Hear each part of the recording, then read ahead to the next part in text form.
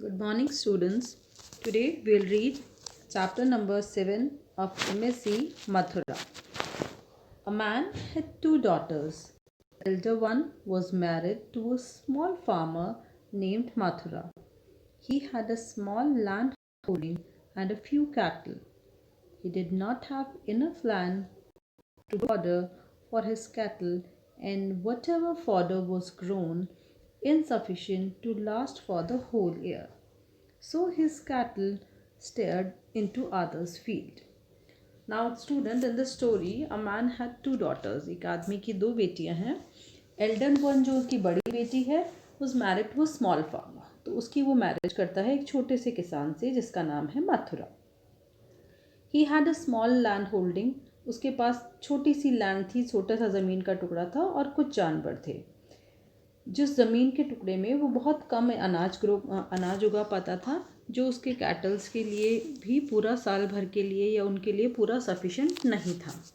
इसीलिए जो उसके कैटल्स थे वो दूसरों के फील्ड्स में चारा चरने के लिए जाते थे. The community panchayat was approached by the complaints and fines were imposed on him. तो पंचायत के जो लोग थे गांव के, जब उसके जो कैटल्स हैं वो दूसरों के खेतों में जाते थे तो वो लोगों ने उसके खिलाफ कंप्लेन की और जो पंचायत थी उसने उस पर फाइन चार्ज किया. Once his cow was captured by the neighboring farmers as it had crossed over into the field and spoiled the standing crop. एक बार जो उसकी गाय थी उसको कैप्चर करना मीन्स होता है पकड़ लेना. तो उनके जो नेबरिंग फार्मर्स थे उन्होंने पकड़ लिया एंड क्योंकि वो अपने एरिया को क्रॉस करके उनके फील्ड में चली गई थी और उन्होंने उनकी स्टैंडिंग क्रॉप यानी जो खड़ी फसल थी उसको बर्बाद कर दिया, इसलिए उनके पड़ोसियों ने उसकी गाय को पकड़ लिया. These fines further gravitated and already merged resources. He felt sorry for the cow and requested for its release, but the neighbors wanted to teach him lesson. उसके लिए उसे फ़ाइन चार्ज किया गया और लैक क्वांटिटीज उसके पास पैसे नहीं थे फिर भी उस पर फ़ाइन चार्ज किया गया.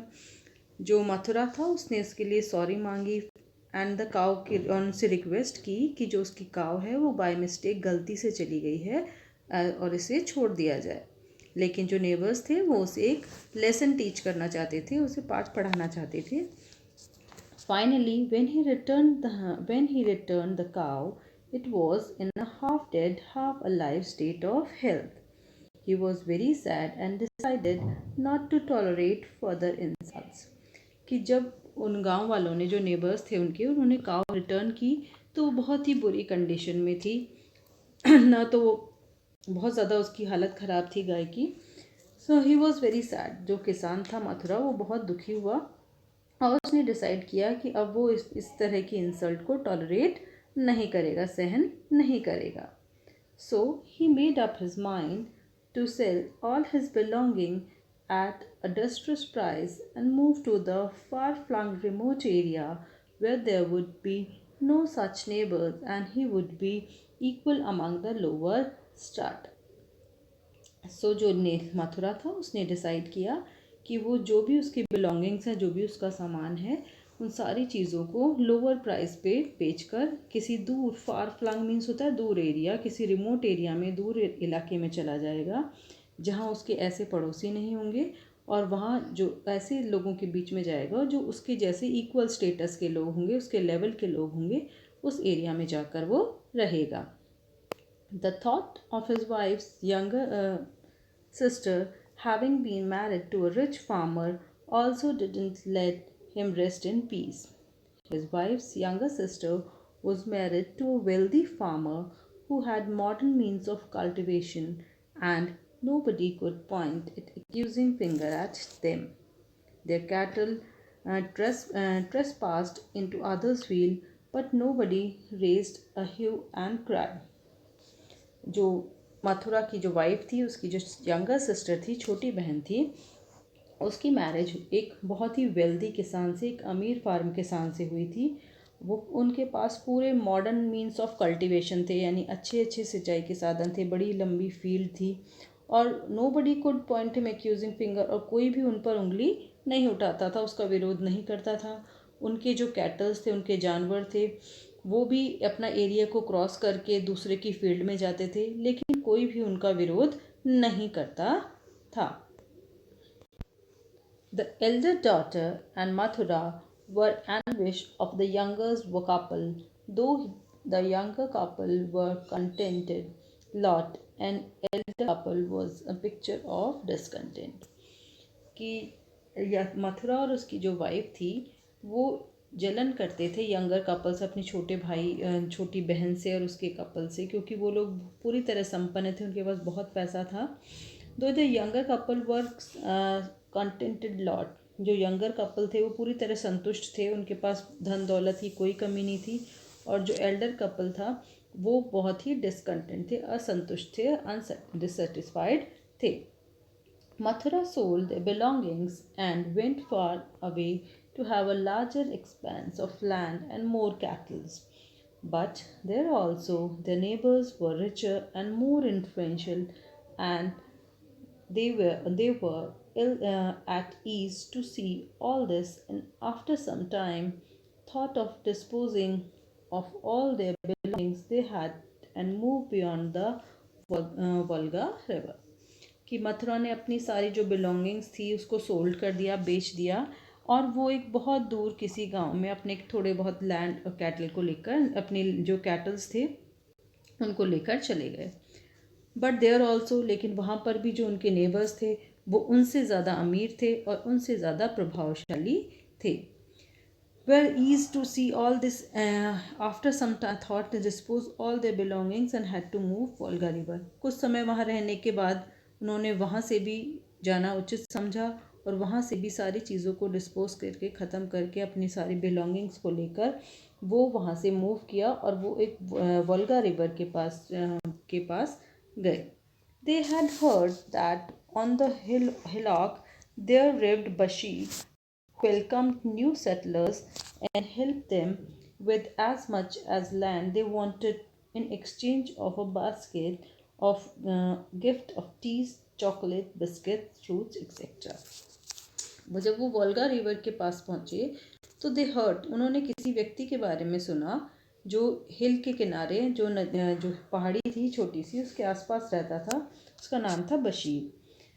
उसने ऐसा सुना था बशीर के बारे में कि बशीर एक ऐसा व्यक्ति है जो नए सेटलर्स हैं, जो लोग नया बसना चाहते हैं, वो उनकी हेल्प करता है उन्हें ज़मीन देकर, और उसके बदले में उसे बास्केट ऑफ गिफ्ट, उसे गिफ्ट की एक बास्केट चाहिए होती जिसमें T, chocolate, biscuit, fruit etcetera लेता है और उसके बदले में उन्हें वो जितनी चाहे उतनी ज़मीन देता है।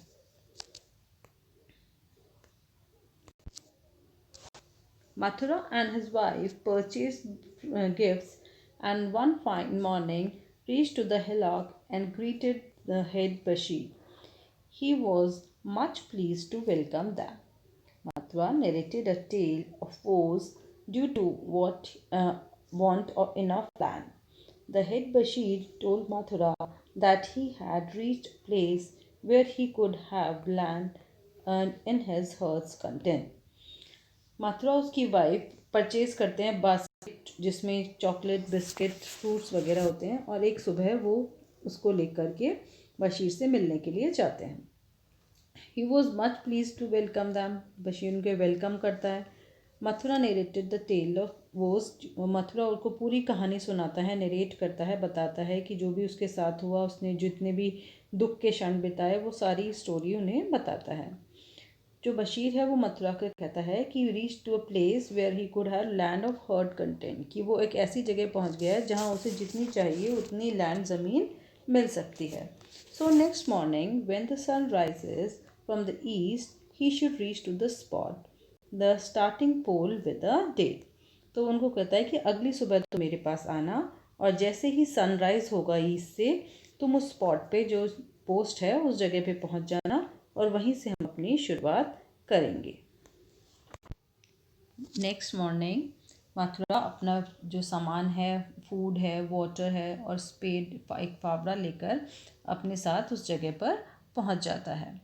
बट तो बशीर उससे कहता है कि but must you reach to the starting point before the sunset in the west, तुम जिस जगह से शुरुआत कर रहे हो उसी जगह पर तुम्हें सनसेट होने से पहले उसी जगह पर वापस पहुंचना होगा। The head Bashir offered the overseas and the proceedings. Bashir उसे सारी प्रोसीडिंग्स के बारे में पूरी अच्छी तरह से समझाता है। The next morning the Bashir set up a tent on a hillock which was also the starting as well as the terminating point for Mathura. Since the sun rose from the east, the hillock began to be higher level, was the first to have the sun rays. Advantage Mathura, he could have more time to cover as much area as he wanted. तो अगली सुबह जब बशीर अपने लिए एक tent लगाता है hillock पे, एक छोटी सी पहाड़ी पर, और वही उनका स्टार्टिंग पॉइंट था और एज वेल एज वही उसका एंड पॉइंट भी था मथुरा के लिए, जहाँ से उसे शुरुआत करनी थी और सनसेट होने से पहले पहले उसे उसी जगह पर वापस पहुँचना था। तो बशीर उसे बताता है, और उस सबसे पहली जो सन की जो रेज हैं वो उस पहाड़ी पर सबसे पहले आती थी। बशीर उसे समझाता है कि he could have more time to cover as much area he wanted. जितना ज़्यादा एरिया वो कवर करना चाहता है उतना कर सकता है, लेकिन यही शर्त है कि सनसेट होने से पहले उसे जहाँ से वो स्टार्ट कर रहा है उसी पॉइंट पर वापस आना होगा। Mathura walked rather briskly. He paused, wanted to take some food, then said to himself, "Food I have every day. Let me have more land today." The sun was over his head, and willy-nilly he put mark with his spade and turned to the other side perpendicularly. कि मथुरा बहुत speed में energy से walk करना start करता है, and after some time, कुछ समय बाद वो रुक जाता है और सोचता है कि थोड़ा कुछ खा लेता हूँ। फिर वो अपने आप से कहता है, नहीं नहीं, खाना तो मैं रोज़ ही खाता हूँ, खाने की क्या ज़रूरत है, मैं थोड़ा और चल लेता हूँ जिससे ज़्यादा ज़मीन मुझे मिल जाए। तो वो जल्दी जल्दी वहाँ चलने लगता है। फिर एक जगह वो मार्क लगा लेता है जिस दिशा में जितना उसे ज़मीन चाहिए था, फिर वो दूसरी दिशा की तरफ मुड़कर उस तरफ चलने लगता है। After walking for 2 hours, he looked at the sun and found it was less warm and put a mark with his spade to move to the direction parallel to the starting direction. कि 2 घंटे तक चलने के बाद जब वो सन की तरफ देखता है तो देखता है कि सन की जो वार्म है, गर्मी है, वो थोड़ी कम हो रही थी। तो वो उसे लगता है कि शायद सनसेट होने वाला है, तो वो स्पेड से अपने फावड़े से एक जगह मार्क लगा देता है कि यहाँ तक की ज़मीन तक वो चल कर आया है, और वापस उसी दिशा में टर्न होके जाने लगता है जहाँ से उसने स्टार्टिंग की थी।